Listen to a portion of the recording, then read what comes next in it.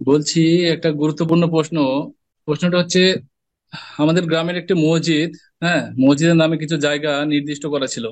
উক্ত জায়গার অর্ধেক অংশতে মসজিদ নির্মাণ করা ছিল প্রথম থেকে, কিন্তু হুম। জনসংখ্যা বৃদ্ধি হওয়ার পরে মসজিদটা বাড়ানোর প্রয়োজন হয়, হ্যাঁ।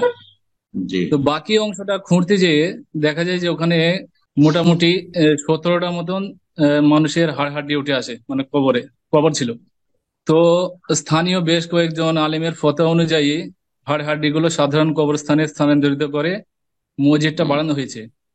জি। এখন প্রশ্নটা হচ্ছে, এখানে তিন দল মানে মানুষ হয়ে গেছে, মানে মুসল্লি হয়ে গেছে। এক দল হয়েছে অন্য জায়গায় মসজিদ করে ফেলেছে, ওখানে নামাজ হবে না বলে। হুম। তার মধ্যে দ্বিতীয় দলটা হচ্ছে, তারা ভাবে পুরাতন মসজিদটাই নামাজ হবে, কিন্তু নতুনটাই হবে না। এই জন্য এই সাইডে পড়ে। হুম। যেটা সামনে বাড়ানো হয়েছে সেটার মানে পিছনে পড়ে, মানে পূর্ব দিকটাই পড়ে, পশ্চিম দিকে পড়ে না। আর আচ্ছা। 3 নম্বর মুসল্লি হচ্ছে সব অংশটাই পড়ে। হুম। তো এখন আপনার কাছে প্রশ্ন হচ্ছে, সাধারণ মুসল্লিদের জন্য আপনি কি নসিহত করবেন?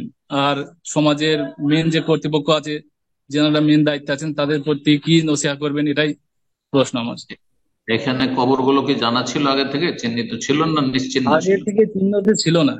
হ্যাঁ, জানা ছিল না জানা ছিল না, এর উপরে উত্তর কিন্তু এই হবে, আগে দেওয়া হবে। থেকে আগে থেকে জানা ছিল না। কোনো কবরের চিহ্ন ছিল না, আলামতও ছিল না। না, আগে কোনো কবরের চিহ্ন ছিল না, বা ওই সম্পর্কে কোনো তথ্য ছিল না।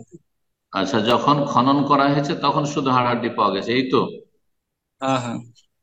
জি, তাহলে ঠিক কাজ করেছেন ওনারা, যেহেতু জানেন না। আর না জানলে তো আল্লাহ ধরবেন না, যেখানে কোনো কবর ছিল বা কবরস্থান ছিল। সুতরাং যখন খনন করতে গেছে, মসজিদ তৈরি করতে গেছে, তখন হাড়হাড্ডি পাওয়া গেছে, সেই হাড়হাড্ডি গুলি সসম্মানে কবরস্থানে দাফন করে দেওয়া হয়েছে। সুতরাং এই জায়গায় আর কবর নেই। যখন কবর নেই, সুতরাং সেখানে সালাত জায়েজ। কবর নেই, সুতরাং সালাত জায়েজ। তবে হ্যাঁ, যদি তাদের জানা থাকতো যে এখানে কবর আছে বা কবরের লক্ষণ চিহ্ন আছে, তারপরও তারা এভাবে খনন করেছে বা মসজিদ বানিয়েছে, তাহলে সেখানে সালাত আদায় জায়েজ নয়।